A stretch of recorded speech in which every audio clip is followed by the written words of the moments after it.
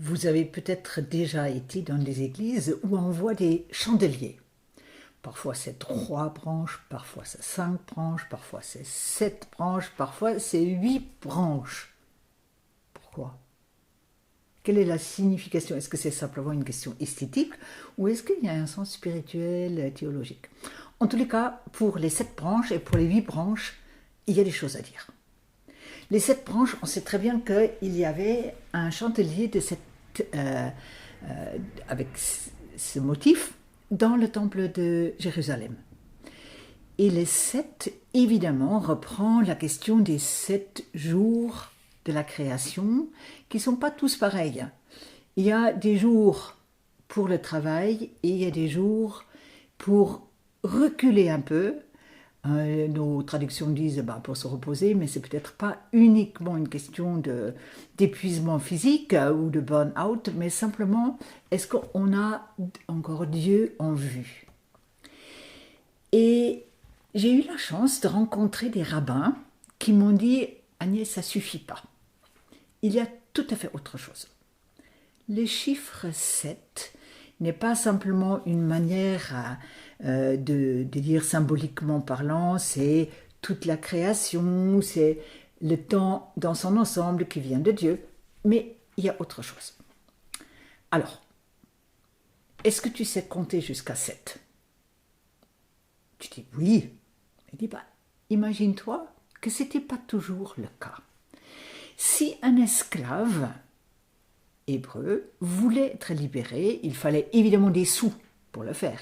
Mais il fallait s'assurer que la personne qui voulait être libérée sache compter jusqu'à 7. C'était la seule condition spirituelle pour être libéré.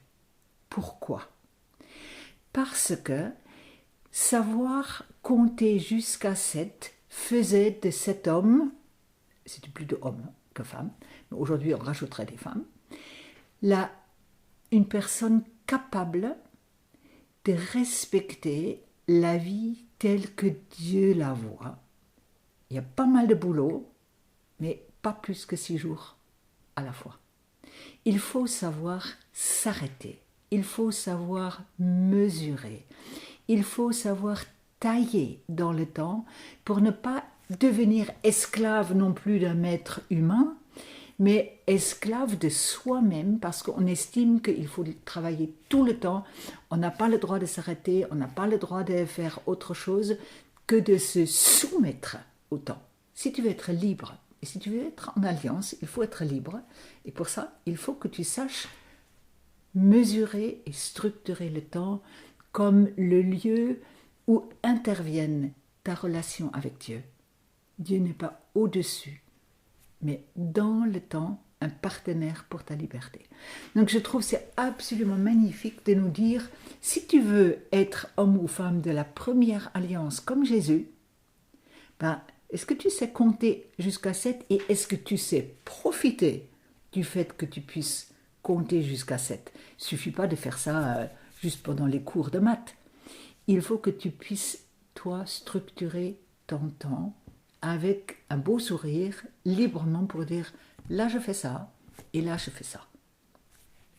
Donc pour nos églises, je trouve de nous rappeler de ce 7 est absolument essentiel parce que les 8 dans la tradition chrétienne se comprend uniquement à partir du 7. Je suis déjà libre dans ma manière de structurer le temps, dans ma manière de structurer aussi l'espace.